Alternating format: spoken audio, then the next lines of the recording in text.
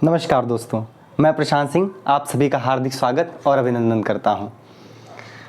हमारा प्यारा भारत, वंदनीय भारत, अभिनंदनीय भारत, देवों की भूमि भारत, हमारी भारत माता और इसके उत्तर में स्थित हिमालय पर्वत हमारी भारत माता के मुकुट के समान।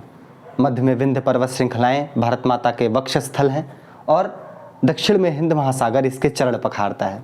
तो इसी के एक पहलू की चर्चा मैं आज करने वाला हूं कि किस प्रकार से हमारे उत्तर में हिमालय पर्वत ने समय समय पर विभिन्न आक्रमणों से रक्षा करने में अपनी भूमिका अदा की। और इसी क्रम में हम जानेंगे कि हम पानीपत की प्रथम लड़ाई, बचपन में तो हालत ख़राब हो जाती थी सन याद रखने में, इतनी लड़ाइयाँ, तो पानीपत की प्रथम लड़ाई, दूसरी लड़ाई, तीसरी लड़ाई, और फिर हम ये देखेंगे कि सारे जो महत्वपूर्ण लड़ाइयाँ हुई हैं, सारी महत्वपूर्ण लड़ाइयाँ हुई हैं वो पानीपत में ही क्यों हुई हैं।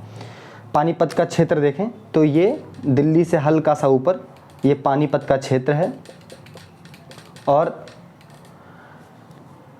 जितनी भी लड़ाइयाँ हुई जिन्होंने भारत में महत्वपूर्ण साम्राज्यों की नींव रखी या साम्राज्यों को नींव रखने से रोका, अभी हम आगे देखेंगे कि नींव कैसे रखी साम्राज्यों की और नींव रखने से कैसे रोका, वो सारी लड़ाइयाँ पानीपत में हुई। तो उसी क्रम में हम जानते हैं कि हमेशा से हम बचपन से पढ़ते चले आए हैं कि हमारे हिमालय पर्वत ने हमारे देश के प्रहरी के रूप में, भारत माता के प्रहरी के रूप में कार्य किया है। वह क्यों कार्य किया है? क्योंकि ये जो भारत की जो प्रायद्वीपीय संरचना है, तीन तरफ से तो हिंद महासागर से घिरा हुआ है, उसके अतिरिक्त लगभग ये इस आकार में, हिमालय पर्वत इस आकार में जाता है, यहाँ से जाता हुआ ऐसे और फिर यहाँ से और ऐसे, ये इस आकार में लगभग हिमालय पर्वत जाता है। तो इस पर्वत के कारण यहाँ पर पहले तो उत्तर से काफ़ी सारे मानसूनी फ़ायदे भी हैं, मौसमी फ़ायदे भी हैं, जलवायुवीय फ़ायदे भी हैं, लेकिन आज हम केवल चर्चा कर रहे हैं सामरिक फ़ायदे की, यानी कि सीमावर्ती क्षेत्रों में क्या फ़ायदा होता है। तो उत्तर में जो ये बर्फीला पहाड़ है, तो इधर से तो आक्रमण करना तकनीकी के अभाव में असंभव था, तो इधर से मुख्य आक्रमण हुए ही नहीं। जो भी आक्रमण हुए पश्चिम से हुए, भारत में जो भी मुख्य आक्रमण हुए प्राचीन इतिहास में वो पश्चिम से हुए। उसमें मैं बताना चाहूँगा कि जैसे जब कोई पर्वत होता है तो पर्वत ऐसे चलता चला आता है। हम बचपन में प्राकृतिक दृश्य बनाते थे तो उसमें पर्वत ऐसे ही बनाते थे, है ना, ऐसे ही बनाते थे, बीच में आज सूरज निकाल देते थे। तो उसी श्रृंखला में हम समझेंगे कि पर्वत जब ऐसे चला आता है तो एक तरफ पर्वत की चोटी होती है और बीच में और दूसरी चोटी के बीच में दर्रा होता है। तो इस दर्रे से आने जाने का रास्ता मिलता है, क्योंकि दर्रे की ऊंचाई कम होती है तो वहाँ तापमान भी अपेक्षाकृत अधिक रहता है। हाँ, मतलब तापमान ऊपर जाने पर घटता है ना, तो यहाँ पर अधिक बर्फ जमी होगी, यहाँ पर सुगमता रहेगी, और ऊपर से इतनी दुर्गम परिस्थितियों में इसको चढ़ के पार करना भी बहुत कठिन कार्य है। तो दर्रों से जो है वो आवागमन की सुविधा प्राप्त होती रही। लेकिन वहीं हम देखते हैं कि जैसे यहाँ पर तीन पर्वत श्रृंखलाएं पड़ती हैं, सुलेमान, किरथर और हिंदुकुश। सुलेमान, किरथर और हिंदुकुश की जो पर्वत श्रृंखलाएं हैं उसी तीनों को मिला करके यहाँ पर तीन दर्रे पड़ते हैं। एक है गोमल दर्रा, बोलन दर्रा और खैबर दर्रा, ये तीन दर्रे पड़ते हैं। तो हमने प्राचीन इतिहास में जब हम पढ़ते हैं तो हमने अखंड भारत के संदर्भ में कई बार खैबर दर्रे का नाम सुन रखा है। तो खैबर के अलावा बोलन और गोमल दर्रा पड़ता है, और उसी में ये है काबुल, ये है गजनी और यह है कांधार। काबुल, गजनी, कांधार।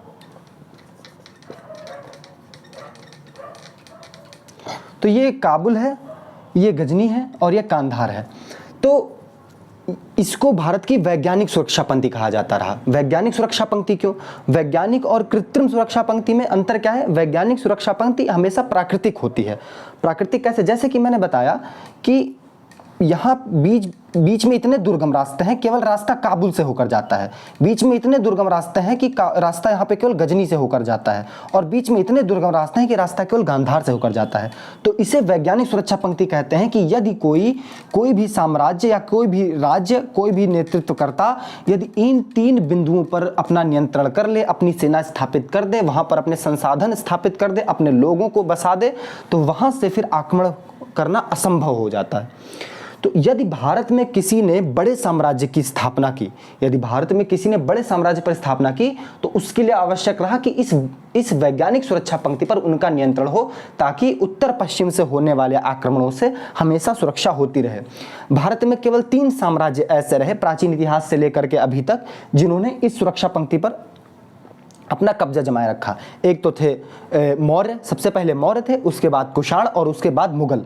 हाँ, जो ये ब्रिटिश थे ये भी कब्जा जमा नहीं पाए थे, क्योंकि आंग्ल अफगान युद्ध में ब्रिटिशों की भी कब्र खुद गई थी। यहाँ पे उन्होंने आक्रमण किया था और उसके बाद जितने सैनिक गए थे, लगभग 21,000 के आसपास सारे सैनिक मारे गए थे।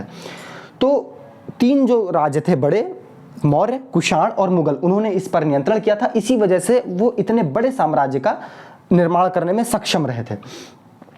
लेकिन क्या होता था कि अगर कोई भी राज्य कमजोर होता, हमें पता है अगर केंद्र में कमजोर सत्ता है, केंद्र में कमजोर राज्य, जैसे ही दिल्ली में कमजोर राज्य आता था, सीमावर्ती क्षेत्रों से उसका नियंत्रण कम होता था और सीमावर्ती जो राज्य होते थे वो अपने आप को स्वतंत्र कर लेते थे। और स्वतंत्र राज्य जब अपने आप को छोटे छोटे यहाँ पर राज्यों के रूप में स्थापित कर लेते थे, और फिर जब कोई विदेशी आक्रांत आक्रमण करता था तो उसके लिए सुरक्षा पंक्ति को तोड़ना आसान हो जाता था और वो फिर घुसते हुए चला आता था। इसके बाद हम एक छोटी सी सुरक्षा पंक्ति सिंधु नदी को भी मान सकते हैं कि सिंधु नदी को उस पार से इधर पार करना मुश्किल होता था, तो यदि कोई यहाँ पर अपनी सेनाएं चाक चौबंद कर दे तो मामला थोड़ा आसान हो जाता था भारत के पक्ष के लिए कि हाँ, बाहर से आक्रमण नहीं हो सकते हैं। किंतु बात इससे भी जब नहीं बनती थी, तो हम मध्यकालीन भारत के इतिहास के संदर्भ में जब पढ़ेंगे तो उसमें देखेंगे कि बलबन ने 2 कृत्रिम सुरक्षा पंक्तियों का निर्माण कराया था। तो उसमें उसने एक तो ये हम जो क्षेत्र देख रहे हैं, यह है लाहौर, यह है मुल्तान, नहीं ये है दीपालपुर, बीच में दीपालपुर, और ये जो है ये मुल्तान। तो ये लाहौर, दीपालपुर और मुल्तान, ये 3 सुरक्षा पंक्ति, जैसा कि आप मैप से समझ पा रहे होंगे कि इसके उत्तर से आक्रमण बहुत मुश्किल है ना, क्योंकि जम्मू कश्मीर वाला वो रीजन है जहाँ पर बहुत ज़्यादा बर्फ़ वगैरह गिरती है, और इसके नीचे से भी आक्रमण बहुत मुश्किल है क्योंकि यहाँ पर रेगिस्तानी क्षेत्र है ना।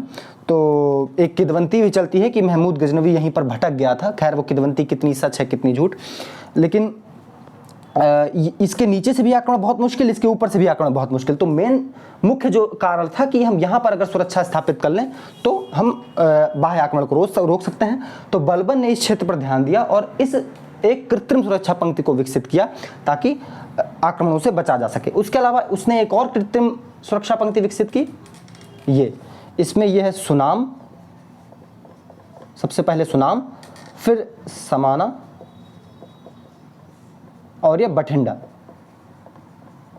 ये 3 सुरक्षा पंक्ति, सुनाम, समाना और बठिंडा या भटिंडा। तो ये सुरक्षा पंक्ति, ये दोनों सुरक्षा पंक्ति बलबन ने विकसित की, कृत्रिम सुरक्षा पंक्तियां थी।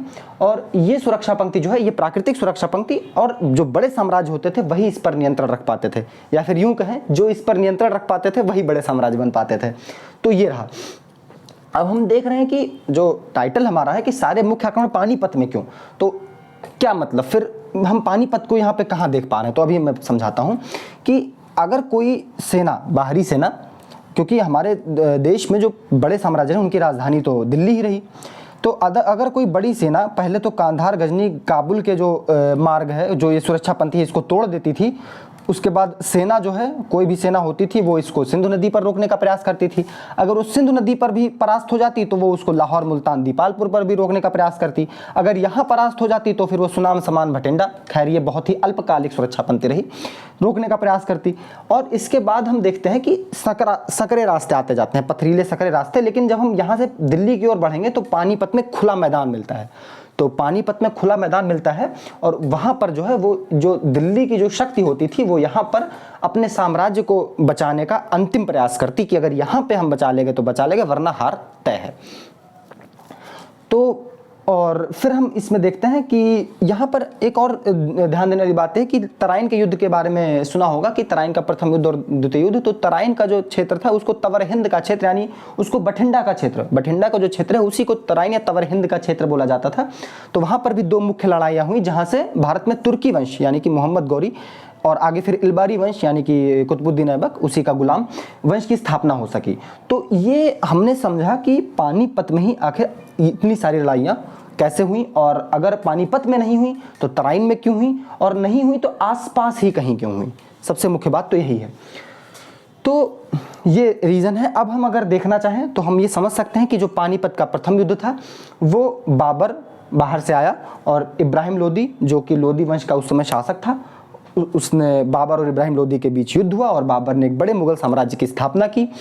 दूसरे अगर युद्ध की बात करें तो अकबर और हेमू राजा जो कि एक अफगान राजा जो जौनपुर में स्थापित था, उसका सेनापति था जिसने अपने आप को राजा घोषित कर दिया था।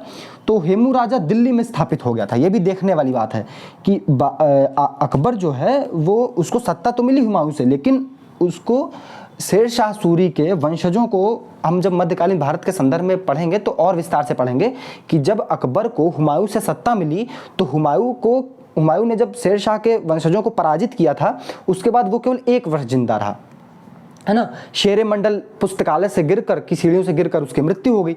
1 वर्ष केवल जीवित रहा, तो उसे दमन करने का अवसर नहीं मिला। और अफगानों में एक परंपरा, अफगान, शेर शाह सूरी अफगान था, अफगानों में एक परंपरा यह थी कि वो अपने साम्राज्य को अपने वंशजों में विभाजित कर देते थे। तो शेर शाह सूरी के जो वंशज थे वो भी 3 जगह स्थापित थे, एक जौनपुर में, एक दिल्ली में और एक पंजाब में। तो इसी तरह क्या हुआ था कि अकबर जो है जब आगरा में था तो उसी समय हेमू राजा जो है उसने यहाँ पर दिल्ली में कूच कर दिया। दिल्ली में उसने अपनी सत्ता स्थापित कर ली। तो अकबर को बैरम खां जो है वो अकबर को लेके पंजाब गया और पंजाब वाले अफगान शासक को हटाया और वहाँ पे स्थापित हुआ, और फिर पंजाब में अपना आधार मजबूत करके वो दिल्ली की तरफ उसने कूच किया। तो जब अकबर ने हेमू राजा का सामना किया था तो हेमू राजा बाहर से नहीं आया था, जबकि मुगल दोबारा बाहर से आए थे। यानी कि एक बार मुगल, मतलब कि एक बार बाबर ने बाहर से आक्रमण पानीपत पे किया, उसके बाद दोबारा फिर अकबर ने जो है दोबारा फिर 1556 ईस्वी में आक्रमण पानीपत पे किया। ठीक, तो ये 2 लड़ाइयां हो गई जो मुगलों के संदर्भ में। जो तीसरी लड़ाई हुई उसमें अहमद शाह अब्दाली और मराठा। तो अहमद शाह अब्दाली भी अफगान था। ये भी देखना दिलचस्प है कि जो तीनों पानीपत की लड़ाइयाँ हुई वो लगभग अफगानों के ही इर्द गिर्द देखी गई। और इसमें जो है तीसरे पानीपत के युद्ध के संदर्भ में एक बहुत ही महत्वपूर्ण बात कही जाती है कि तीसरे पानीपत के युद्ध ने यह नहीं निर्णय किया कि भारत पर शासन कौन करेगा, बल्कि यह निर्णय किया कि भारत पर शासन कौन नहीं करेगा। वस्तुतः बात यह थी कि जिस समय तीसरे पानीपत के युद्ध की भूमिकाएं बन रही थी, उस समय मराठा एक बहुत तेज शक्ति के रूप में स्थापित हो रहे थे, और मराठों का स्लोगन भी था कि मतलब हम अपना राज्य जो है वो कटक से अटक तक, मतलब कटक से अटक तक अपना राज्य स्थापित करेंगे। तो और ये भी एक दिलचस्प बात है, जब हम आधुनिक भारत के इतिहास के संदर्भ में पढ़ेंगे, पूर्व आधुनिक भारत के इतिहास के संदर्भ में, तो हम देखेंगे कि ऐसी क्या जरूरत हुई कि मराठा इस क्षेत्र से निकलकर यहाँ पर आ गए आक्रमण करने। तो वो भी देखना दिलचस्प बात है कि दिल्ली के राजा ने उनको एक हिसाब से सेवा में ना कहें तो उनको जैसे कॉन्ट्रैक्ट नहीं दे दिया जाता है कि इस जगह की सुरक्षा का कॉन्ट्रैक्ट तुम्हारा, तो कॉन्ट्रैक्ट दे रखा था एक हिसाब से मराठों को। तो वो सारी परिस्थितियां भी हम आगे डिस्कस करेंगे जब कभी अवसर पड़ेगा। तो कहने की बात बस इतनी सी है कि मराठा सैनिक जो है वो यहाँ स्थापित थे, और अहमद शाह अब्दाली का जिस समय आक्रमण हुआ उस समय मराठा यहाँ थे, और मराठा शक्ति ऐसा लग रहा था एक समय पर कि वो मुगलों का विकल्प दे सकेगी, लेकिन मराठा शक्ति जो है वो तीसरे पानीपत के युद्ध में अहमद शाह अब्दाली से पराजित हो जाती है। उसके बाद यह निर्णय हो जाता है कि नहीं, मराठा शक्ति तो विकल्प नहीं दे सकती है, क्योंकि उनका जो ढांचा है, उनका सैन्य ढांचा बेशक थोड़ा सा आधुनिक हो गया हो, लेकिन उनका जो शासकीय ढांचा है, प्रशासकीय ढांचा है, वो अभी भी मध्ययुगीन सामंती ढांचे पर आधारित था।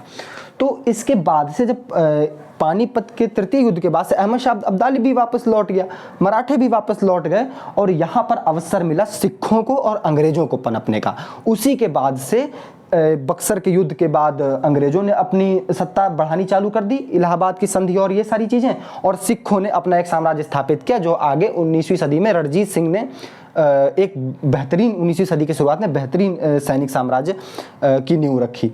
तो इस तरह से हम चीज़ें देखते हैं कि अगर कोई भी युद्ध होता है, तो जैसे आज हम देख रहे हैं, आज के युद्धों में क्या होता है, अभी जैसे रूस और मामला चल रहा है यूक्रेन का, तो आज हम क्या देख रहे हैं कि युद्ध के बीच में कूटनीति से लेकर के विभिन्न देशों की राजनीति गुथी रहती है, सब कुछ गुथा रहता है, आपस में अंदर ही अंदर बातचीत भी चल रही होती है, अंदर अंदर अन्य अलग अलग देशों की लिप्साएं, हित भी छुपे रहते हैं। उसी तरह प्राचीन काल में भी होता था। ऐसा नहीं होता था कि दो सेनाएं लड़ गईं, ऐसा नहीं होता था कि दो सेनाएं आमने सामने ही लड़ गई। मतलब सारी चीज़ें पहले भी चलती थी, बस ये थोड़ा कम आधुनिक तरीके से, तथाकथित कम आधुनिक तरीके से होती थी। बस यही है कि उस समय भी भौगोलिक, राजनीतिक, आर्थिक कारक भी, सैन्य कारक भी, प्रशासनिक कारक भी, और कैसी नीतियां वो नेतृत्वकर्ता अपना रहा है, उसी पर डिपेंड करता था कि वो शासन या वो राज्य कहाँ तक आगे जाएगा। तो इस संदर्भ में हमने देखा आज कि सारे मुख्य आक्रमण पानीपत में ही क्यों हुए। तो आशा है कि आप सभी को ये प्रयास पसंद आया होगा, और कोई सुझाव हो तो अवश्य आमंत्रित है। और जल्द ही मैं एक ऐसे ही नए और मतलब उत्साही विषय के साथ, इंटरेस्टिंग टॉपिक के साथ, रोचक विषय के साथ आपके सामने उपस्थित होऊंगा। और आशा है आप सभी मेरी इस पहल को पसंद कर रहे होंगे, और कोई सुझाव हो, कोई आलोचना हो तो सादर आमंत्रित है। तो मुझे अंत तक सुनने के लिए बहुत बहुत धन्यवाद। नमस्कार।